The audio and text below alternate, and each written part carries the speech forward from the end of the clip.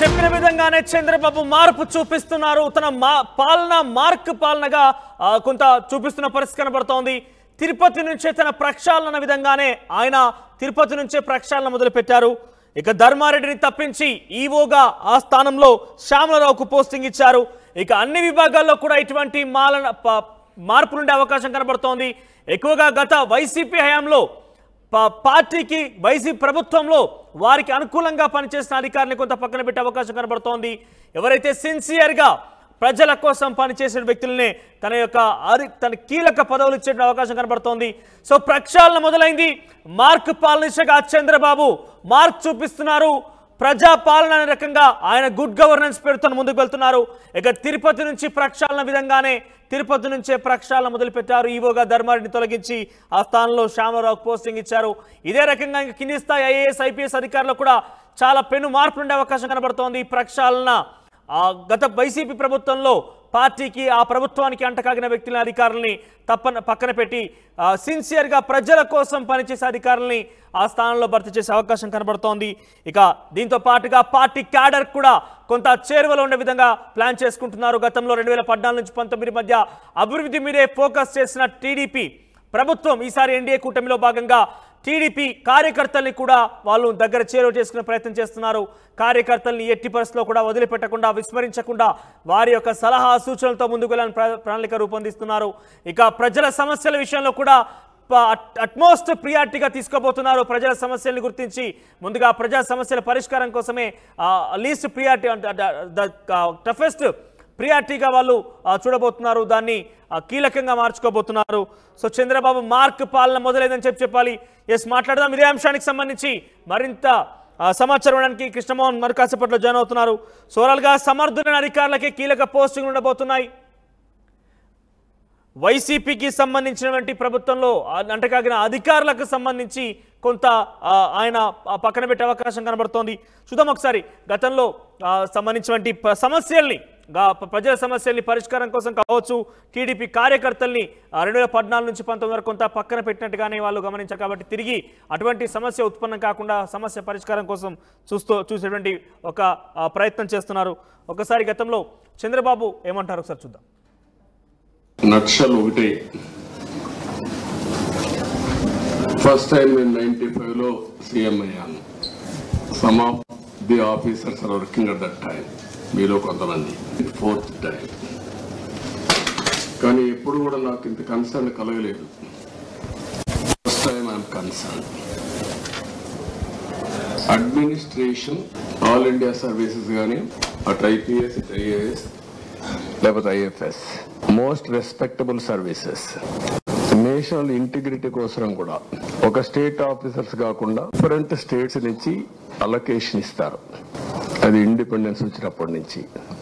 ఇదే ఆఫీసర్స్ 97లో బ్రహ్మాండంగా ఈ రోజు జరిగిన డెవలప్మెంట్ అంతా కంట్రీకి ఒక ఆదర్శంగా చేశారు.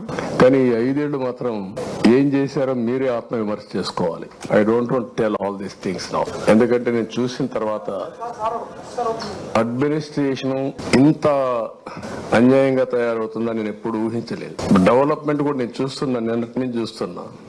డిపార్ట్మెంట్స్ అన్ని కూడా డీఫంక్ట్ అయినాయి. సిస్టమ్స్ అన్ని కూడా డీరేల్ అయిపోయినాయి. నేను మాట్లాడుతున్నాను, నా మీద ఒక పవిత్రమైన బాధ్యత ఉంది. ఎప్పుడూ లేనంత ఫ్రస్ట్రేషన్ కమోషన్ ప్రజల్లో వచ్చిందంటే దానికి కారణం ఈ 5 ఏళ్ళు ఈ రాష్ట్రంలో జరిగినటువంటి పనులే కారణం. ఎప్పుడు డెమోక్రసీ అనేది ప్రజల అభీష్ట ప్రకారం మనం పనిచేయాల్సిన అవసరం ఉంటుంది. ఆ విధంగా సరే, నేనేదో బాధతో నాకు జరిగిన అన్యాయం కాదు నేను మాట్లాడేది. నాకు జరిగిన అన్యాయం నేను ఎప్పుడూ మాట్లాడను. కానీ రాష్ట్రానికి జరిగిన అన్యాయం అవన్నీ మళ్ళీ ఒకసారి మాట్లాడతాను మీ అందరితో. మాట్లాడిన తర్వాత ఏ విధంగా మనం అడ్మినిస్ట్రేషన్ స్ట్రీమ్ లైన్ చేయాలో చేస్తాం. కొన్ని పనులు ఉన్నాయి, అవన్నీ పూర్తి చేసుకుని మళ్ళీ వస్తాను. ఫుల్ అడ్మినిస్ట్రేషన్ పెట్టిన తర్వాత మీ అందరితో మాట్లాడతాను. ప్రజలు తనకి పవిత్రమైనటువంటి బాధ్యత అప్పచెప్పారు. ప్రక్షాళన విషయంలో గత ప్రభుత్వం అడ్మినిస్ట్రేటివ్ గాడి తప్పింది, దాన్ని కూడా గాడిన పెట్టాల్సిన బాధ్యత నాది, అందులో భాగంగానే ప్రక్షాళన చేస్తుందా అంటూ కూడా చంద్రబాబు మాట్లాడుతున్న పరిస్థితి. ఒకసారి మాట్లాడిన అంశానికి సంబంధించి కృష్ణమోహన్ 5వ రోజు జాయిన్ అవుతారు. కృష్ణమోహన్, మార్క్ రాజకీయాన్ని, మార్క్ ప్రభుత్వాన్ని చూపించే రకంగా చంద్రబాబు ప్లాన్ చేస్తున్నారు. వైపు పార్టీని, మరోవైపు ప్రభుత్వం రెండింటి కూడా చాలా పకడ్బందీ ప్రణాళికాబద్ధంగానే ముందు తీసుకునే ప్రయత్నం చేస్తున్నారు. సో ఎటువంటి కీలక మార్పు ఉండే అవకాశం ఉంది? ప్రక్షాళన విషయంలో ఇప్పటికే తిరుపతిలో ధర్మారెడ్డి స్థానంలో శ్యామలారావుకి ఇక్కడ అప్పగించడం జరిగింది. సో ఇతర ఐఏఎస్ అధికారులు ఎటువంటి మార్పు ఉండే అవకాశం, దానికి సంబంధించి ఎటువంటి నిర్ణయం తీసుకునే అవకాశం ఉంది? డెఫినెట్గా చంద్రబాబు తన మార్కుని చూపించబోతున్నారు. మొదటి రోజు ఐఏఎస్ ఐపీఎస్లతో భేటీ అయిన రోజే తను చాలా ఓపెన్గా క్లియర్గా చెప్పారు. ఈ 5 సంవత్సరాల్లో ఒక ఐఏఎస్ అధికారి, ఒక ఐపీఎస్ అధికారులుగా ఉంటూ మీరు ఏ ప్రభుత్వంలో అయినా చేయాల్సిన బాధ్యతలను విస్మరించి మీరు అసలుకి ఆ గీతను, ఆ లైన్ని దాటేశారు అని చెప్పి ఆయన అధికారులతో మాట్లాడిన పరిస్థితి మనం చూసాం. ఆయన చాలా ఓపెన్గానే చెప్పి, నేను తర్వాత ప్రతి ఒక్క శాఖకు సంబంధించి ప్రతి ఒక్కరితో మాట్లాడే ప్రయత్నం చేస్తానని చెప్పారు. మరోవైపు సంక్షేమ పథకాలకు సంబంధించి ఏదైతే ఉందో ఈ 5 సంక్షేమ పథకాల నుంచి కూడా మొదటి రోజే సంతకం చేశారు. ఆ సంక్షేమానికి సంబంధించిన వ్యవహారంలో ఆయన మొదటి 5 ఫైల్స్ మీద తన మార్కును చూపించే ప్రయత్నం అయితే మెగా డిఎస్సి ఉద్యోగ అవకాశాలకు సంబంధించిన కావచ్చు, స్కిల్ డెవలప్మెంట్ వ్యవహారం కావచ్చు, అన్నా క్యాంటీన్స్ వ్యవహారం కావచ్చు, ఇలా తన 5 ఏదైతే మొదటి నుంచి అనుకున్నారో పింఛన్ల పెంపు విషయం కావచ్చు, వీటన్నిటిలో కూడా కొన్ని మొదటి ఫైల్స్ సంతకం పెట్టారు. అయితే ప్రక్షాళన చేయిస్తాను అని ఏదైతే చెప్పాడో అదే దిశగా ఆయన మొదటి ప్రక్షాళన తిరుపతి తిరుమల దేవస్థానం టీటీడీ నుంచి ప్రారంభించిన పరిస్థితి. ఏదైతే అప్పుడు ఈవోగా పనిచేసిన ధర్మారెడ్డి ఉన్నారో, ధర్మారెడ్డి వ్యవహరించిన తీరు, ధర్మారెడ్డి ప్రవర్తించిన తీరు ప్రతి ఒక్కరికి కూడా అక్కడ పూర్తిగా కూడా ఆ వ్యవహారంలో అక్కడ విమర్శలకి దారితీసిన పరిస్థితి మనం చూసాం. ఒకవైపు పూర్తి స్థాయిలో అక్కడ పైన అతను ఒక నియంతలాగా వ్యవహరించాడు.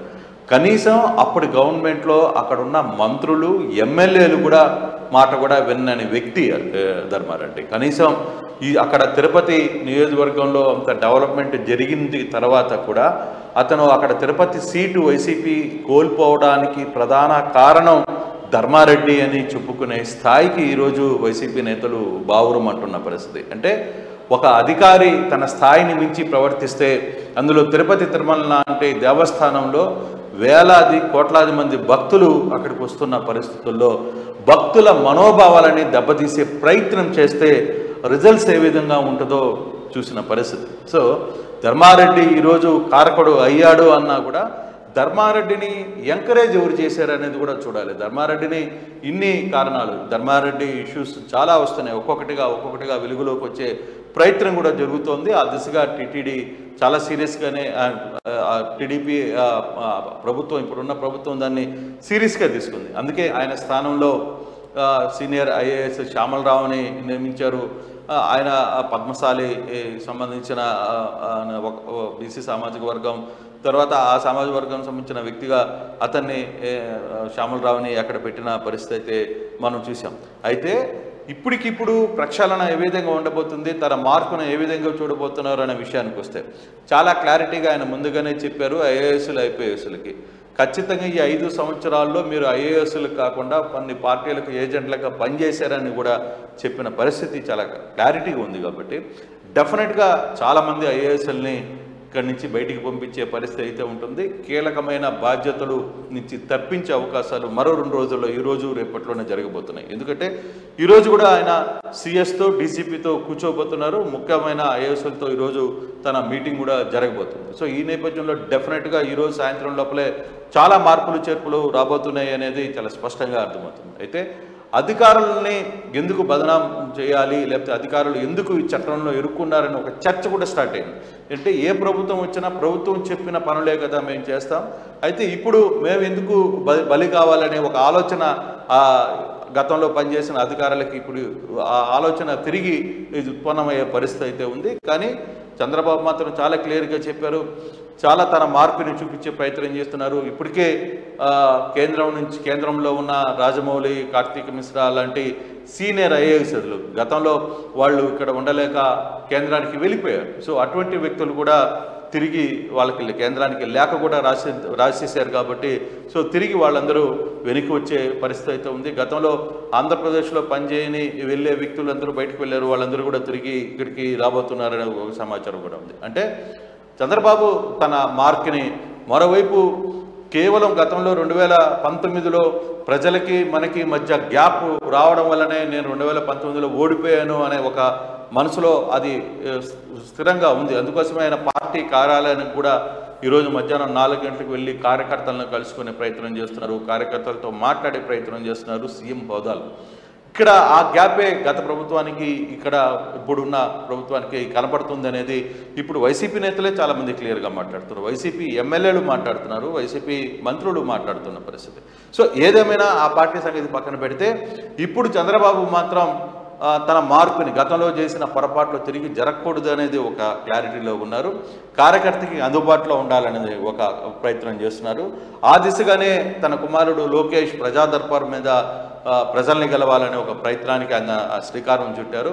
సో రాబోయే రోజుల్లో ఎలా ఉండబోతుంది అంటే ఖచ్చితంగా తన మార్పునైతే చూపించబోతున్నారు. అధికారుల్లో స్థానచలనం జరగబోతుంది పెద్ద ఎత్తున అనేది కూడా చాలా స్పష్టంగా అర్థమైపోతుంది.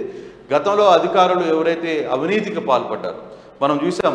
మైనింగ్ శాఖలో ఉన్న వెంకటరెడ్డి ఇంట్లో ఆయన కారులోనే 6 కిలోల బంగారు కొనుగోలు చేసిన రసీదులు దొరికాయంటే ఆ పరిస్థితి ఎలా ఉంటుందో ఆయన హైకోర్టుకి వెళ్ళినా కూడా హైకోర్టు షాక్ ఇచ్చిన. అంటే ఇక ఏ అధికారిని తప్పు చేసిన అధికారిని మాత్రం వదిలిపెట్టే ప్రసక్తి ఉండదు అనేది తన మార్కులో చాలా స్పష్టంగా చేయబోతున్నారు.